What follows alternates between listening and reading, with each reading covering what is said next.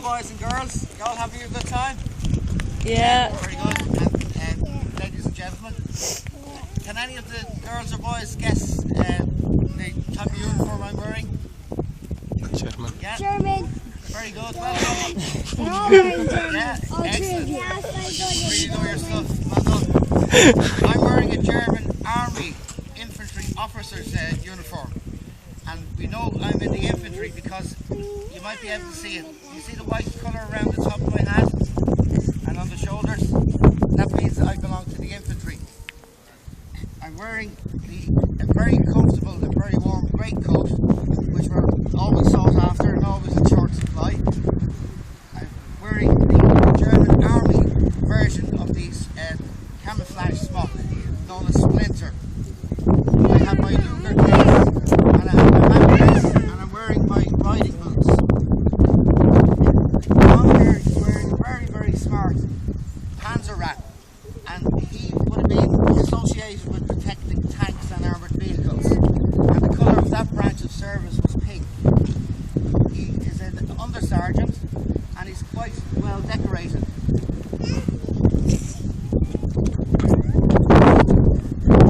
Can you just about see all the medals he's wearing?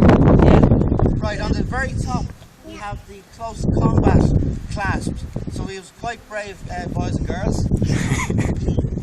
Was also unfortunate enough to be wounded several times. So we've given him his badge to say thank you. And today, John got married, would you believe?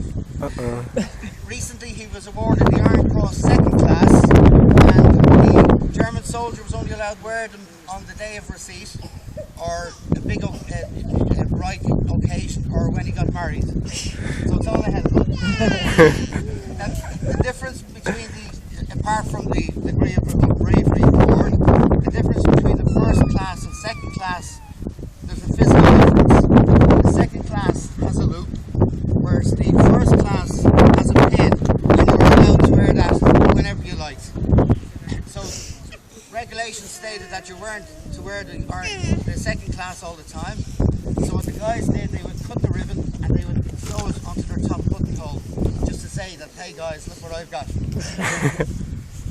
John has the famous German rifle, widely used during the Second World War, and it's the Mauser K98. The K is an abbreviation for a German word meaning short barrel. It was a very effective weapon, and it was still used up into the Yugoslavian war, believe it or not.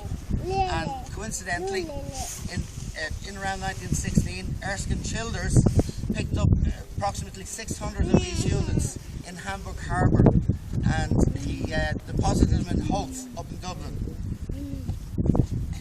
On my left here we have John, Andy, I beg your pardon. Andy is a German mountain trooper, and we can tell that he's a mountain trooper because of his very special badge. The badge on his sleeve and on the left side of his cap is that of the Edelweiss flower, which only grows really, really high, boys and girls, up in the mountains. So to be able to wear this badge, you had to be able to climb up and bring it back and prove that you did the business, basically.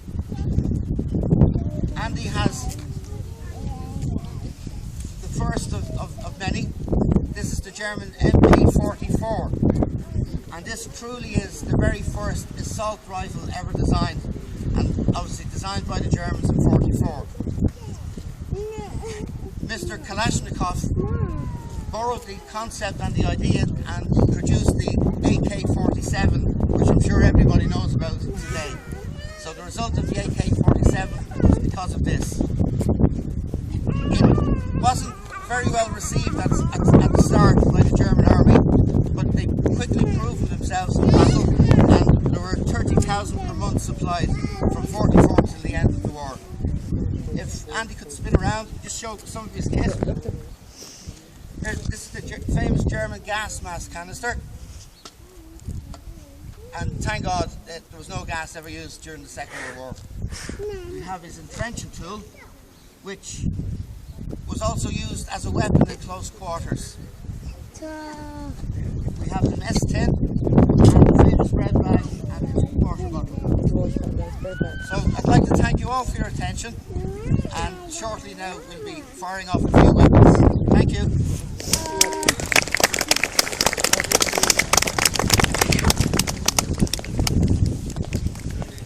Hands over the ears, Nicola. Thanks for that. Okay, we'll now demonstrate firing the 303 Enfield rifle. It is loud, so kids, please block your ears. The bullets are falling. Gonna shoot the gun. Falls and hits. You were saying no yesterday for bullet. Fire right. Yes, but it's empty bullet. Yeah.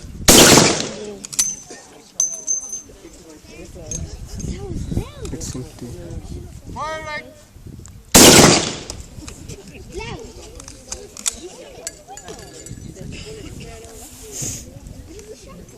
Okay, so. Change it in inside here. It's no. How far did he Yes, go? but it's not. It's 2 miles that way in a straight line. Jerry is now going to demonstrate firing the M1A1 carbine. See if there's a different sound after this.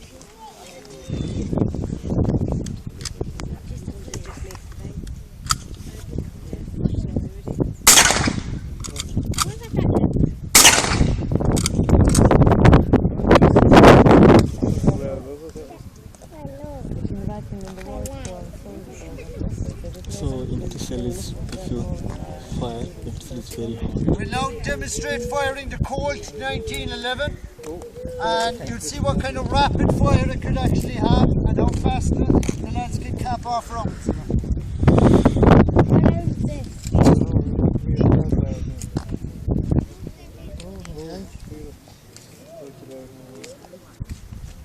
Cover your ears.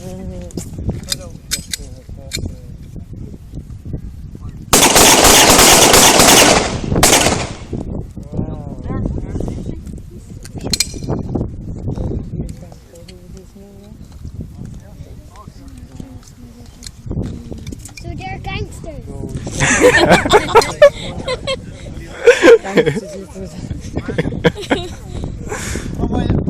My last words are, I hope you're enjoying your day so far, but I'd also like you to take away some of the history.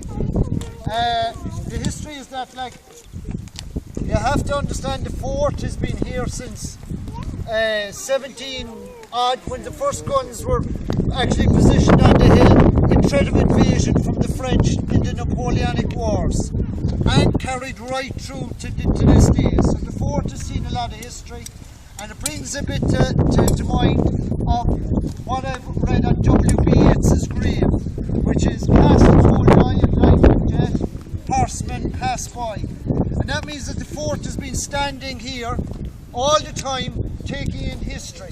That means it has seen the Titanic leave the harbour, it has seen the Lusitania sunk outside by a German U-boat, it has seen the British fleet parked over at the Harbolin, it has seen the Irish fleet parked in Harbolin, it has seen the tall ships race, it has seen the Uhtner gunship being hijacked by the IRA out in the harbour. It has seen a lot of history down through the years. So when you're having a cup of coffee or a cup of tea below in the gnome tea room and you're looking out over the sea, try to absorb some of the history that the fort has seen. Now we will be running a small bit of a scenario below, down by the cafe, if you'd like to come down and see it. What we're actually going to do is we're going to set up a bit of a theme that it's a French restaurant in 1944 when the Germans are trying to actually raid the restaurant looking for a French resistance fighter. So if you'd like to follow us down, we'll just run that little bit of a scenario for you.